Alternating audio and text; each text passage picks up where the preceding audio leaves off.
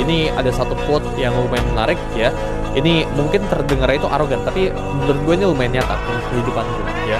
Yaitu I don't chase, I attract. Ini menurut gue sesuatu yang kalian itu harus lakukan juga ya.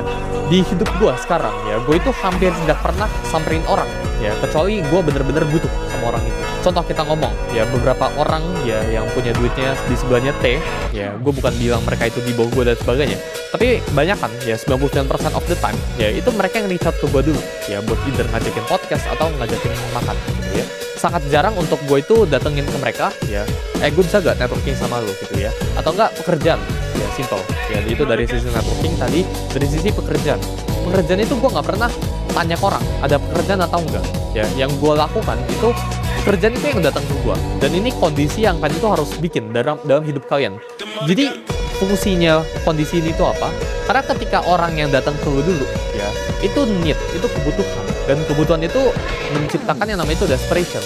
Ketika orang ini udah datang ke lu itu punya higher ground, lu itu punya posisi tawar yang lebih tinggi dibandingkan dengan orang itu.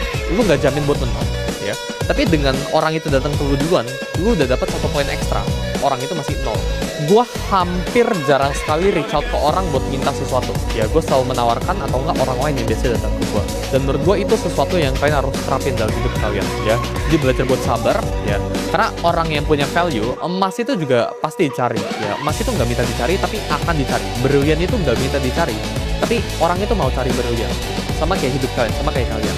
Jangan sampai kalian itu brilian yang nyari-nyari orang buat ditambang gua. Masa nggak pernah kan di luar sana brilian atau emas gitu kan, ayo tambang gua gitu. Itu nggak pernah terjadi gitu. Yang terjadi itu apa ya, emas itu cuma diem, tapi orang itu yang nyamperin. Nah dalam hidup kalian itu harus seperti itu. Kalian harus belajar punya value gitu ya, dimana orang itu bakal samperin ke kalian, bukan kalian yang samperin ke orang terus. Yang kelima ya, dunia itu sempit ya. Jadi belajar buat jaga reputasi lu, kayak ini cuma salah satunya yang lu punya. Ini mungkin kan udah sering banget dengar ya dari semua orang kalau jaga reputasi kalian dan sebagainya.